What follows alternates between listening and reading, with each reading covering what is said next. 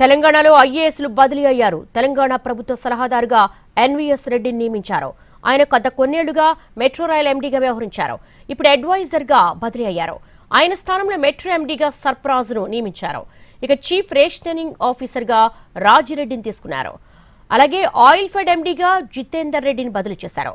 ఆయన ఆదిలాబాద్ జడ్పీ సీఈఓగా ఉన్నారు.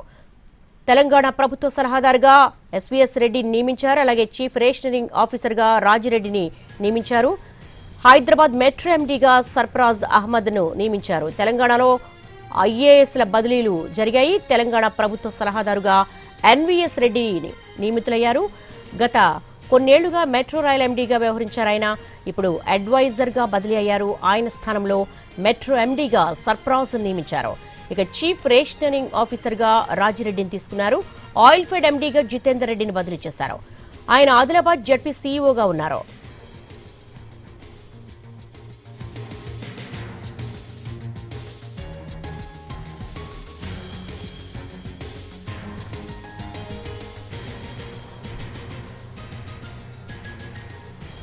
Breaking news చూస్తున్నాం. తెలంగాణలో భారీగా ఐఏఎస్ల బదిలీలయ్యాయి. తెలంగాణ ప్రభుత్వ సలహాదారుగా ఎన్వీఎస్ రెడ్డిని నియమించారు.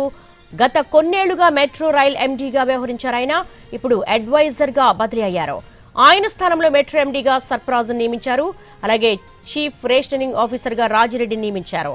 హైదరాబాద్ మెట్రో ఎండీగా సర్ఫరాజ్ అహ్మద్ నియమితులయ్యారు. ఇక చీఫ్ రేషనరింగ్ ఆఫీసర్గా రాజిరెడ్డిని తీసుకున్నారు.